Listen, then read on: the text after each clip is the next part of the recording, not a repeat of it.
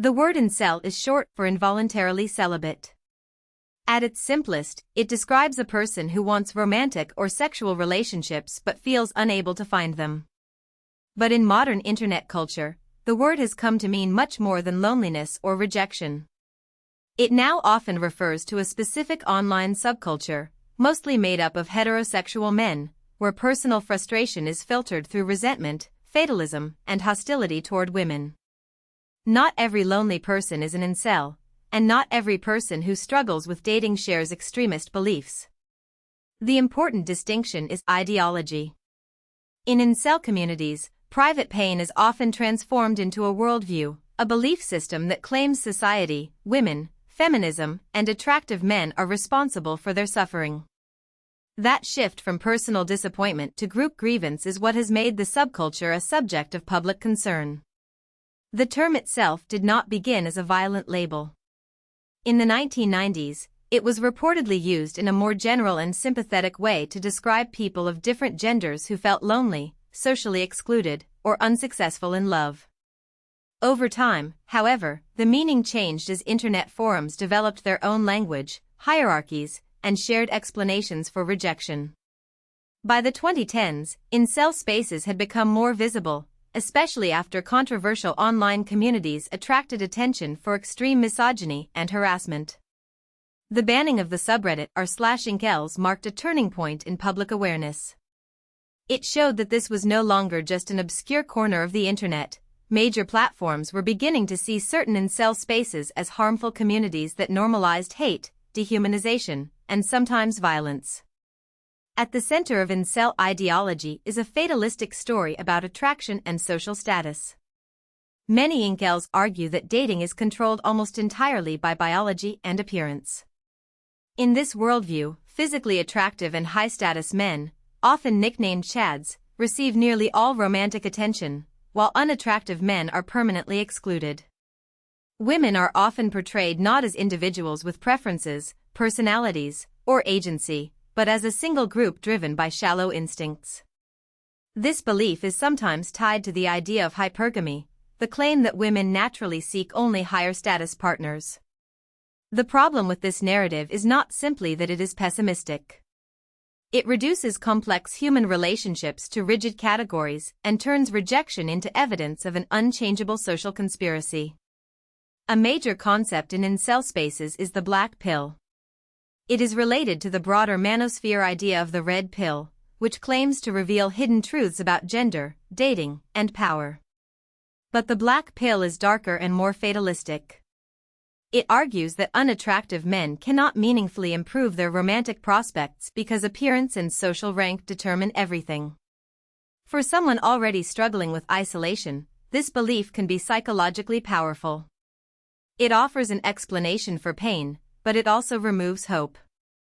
Instead of encouraging social growth, therapy, self-reflection, or healthier relationships, the black pill often tells people that failure is permanent. That combination of certainty and hopelessness can deepen despair while also intensifying anger toward groups blamed for that despair. Incels are usually discussed as part of the manosphere, a loose online ecosystem of anti-feminist and male supremacist communities.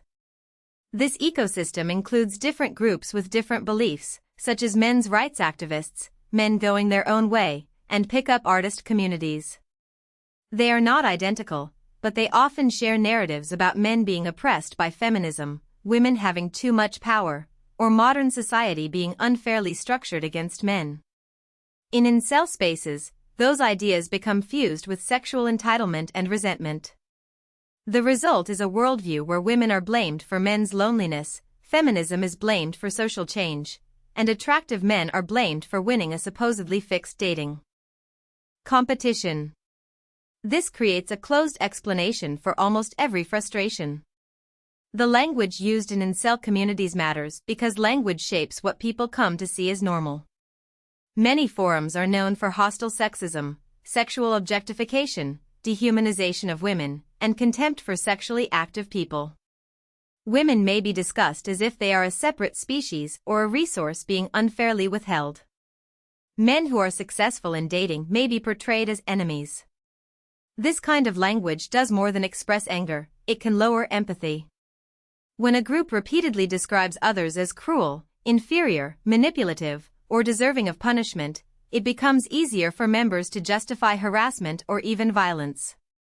Dehumanization is a recurring feature in many extremist environments because it turns real people into symbols of grievance. One reason incel ideology can be difficult to escape is that it often provides community for people who feel rejected. Many members arrive in these spaces after experiences of bullying, mental health struggles, social anxiety, loneliness, or repeated romantic disappointment. In a healthier environment, these experiences might be met with support, perspective, and practical help. In a harmful environment, they are reframed as proof that the world is rigged and that women or society deserve blame. The community may validate pain, but it can also punish hope. Someone who tries to improve their life or questions the ideology may be mocked as naive. This creates a feedback loop. Isolation leads to the forum, and the forum deepens isolation. The incel subculture came to wider public attention not only because of online hate, but because of real-world violence. Since 2014, several attacks, mostly in North America, have been committed by men who either identified as incels or expressed similar misogynistic beliefs. Names like Elliot Rodger and Alec Manassian became associated with the public understanding of incel violence. It is important to avoid treating all socially isolated men as potential attackers, because that would be both inaccurate and stigmatizing. But it is also important to recognize that parts of the incel ecosystem have praised or encouraged violence.